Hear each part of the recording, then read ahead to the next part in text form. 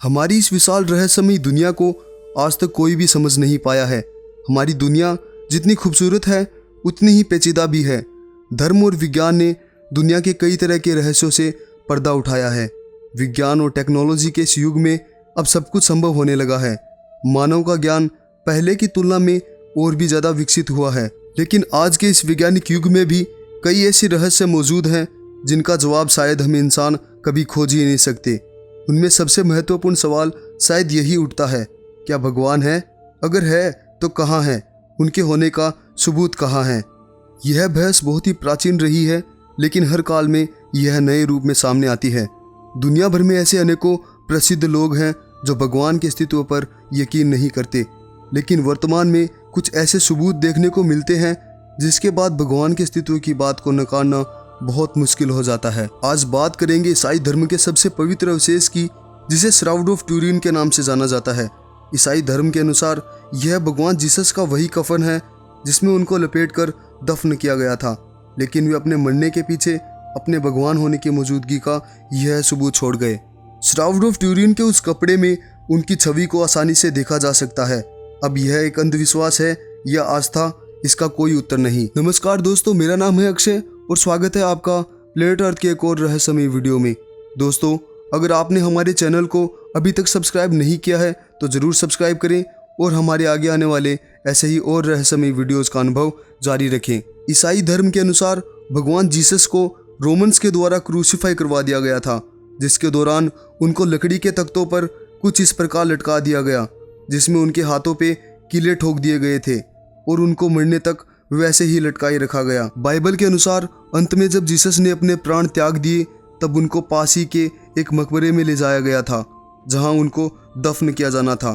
उनको दफन करते समय उनके शरीर पर धार्मिक रीति रिवाजों के अनुसार एलो और मर लगाया गया था और उनके पूरे शरीर को लिनन के कपड़े से ढका गया था और पूरी प्रक्रिया के बाद उनको दफना दिया गया।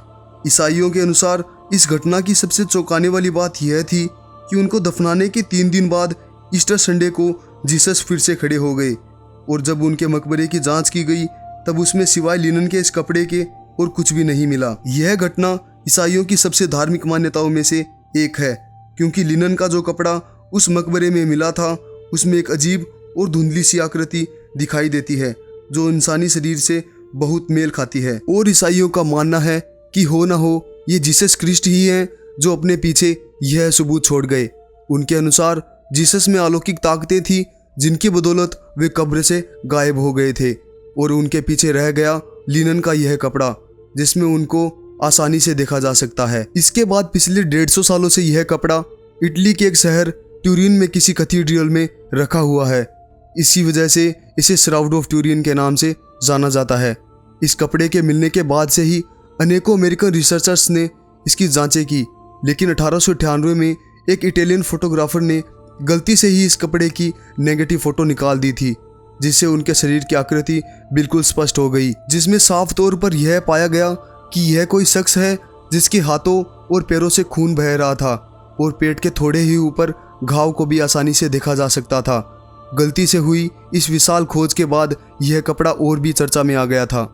इस कपड़े की एक और अमेरिकन रिसर्च में यह पाया गया कि इस कपड़े पर लैटिन और ग्रीक भाषा से बने कई अक्षर भी मौजूद थे, जिनसे यह साबित हुआ कि यह श्राउड 2000 साल पुराना है। लेकिन 1988 में हुए एक C14 टेस्ट ने इस कपड़े को गलत साबित कर दिया। 3 वैज्ञानिकों ने इस कपड़े को एक कोने से काटा और इस पर C14 नामक टेस्ट कर इस नतीजे पर पहुंचे कि श्राउड का फ्लेक्स फाइबर 1260 से 1390 के बीच उगाया गया था। इसका मतलब यह निकला कि यह श्राउड ऑफ ट्यूरिन का कपड़ा जीसस की मौत के बहुत वर्षों बाद बना था, जिससे यह साबित हुआ कि यह कपड़ा नकली था और उस पर बनी आकृति भी नकली थी। लेकिन यह जल्दी ही खत्म होने वाली बहस नहीं थी, क्योंकि 2 जर्मन लेखकों की एक विवादास्पद किताब द जीसस कॉन्स्पिरेसी में यह कहा गया कि कपड़े पर किए गए C14 टेस्ट बिल्कुल सही थे। जर्मन लेखक होल्गर कर्सन के अनुसार जिस दिन कपड़े के नमूनों को काटा गया था उस दिन किसी ने नमूनों को चालाकी से बदल दिया था, क्योंकि कपड़े के नमूनों को काटने के दौरान उस पूरे समय की वीडियो रिकॉर्डिंग की गई थी जो पूरे 8 घंटों की थी, लेकिन उस पूरी वीडियो टेप में आधा घंटा यानी 30 मिनट कहीं गायब थी, जिससे यह संभावना जताई जाती है कि वैज्ञानिकों द्वारा जिन कपड़ों पर C14 टेस्ट किए गए थे, असल में वे नमूने श्राउड ऑफ ट्यूरिन के थे ही नहीं, क्योंकि असली नमूनों को तो पहले ही बदल दिया गया था। The book of Jesus conspiracy में कर्स्टन ने एक और बात कही थी, जिसके अनुसार लेब को टेस्ट के लिए मिले नमूनों और श्राउड ऑफ ट्यूरिन, इन दोनों फोटोज की बारीकी से जांच किए जाने के बाद यह पता चला कि ये कपड़े आपस में वजन और डिजाइनिंग दोनों में बिल्कुल भी मेल ही नहीं खाते, जिससे उनकी नमूनों को बदलने की बात को कुछ सहारा मिला। लेकिन कपड़ों पर हुए C14 टेस्ट को कभी गलत नहीं बताया गया। पर फिर भी इस कपड़े पर अनेकों जांचें करने के बाद भी इस बात को प्रमाणिक तौर पर पुष्टि नहीं मिली कि यह वही कफन है जिसमें जीसस को दफन करते समय लपेटा गया था। पर जो भी हो, ईश्वर में आस्था रखने वाले ईसाई धर्म के लोग आज भी इसको पूछते हैं।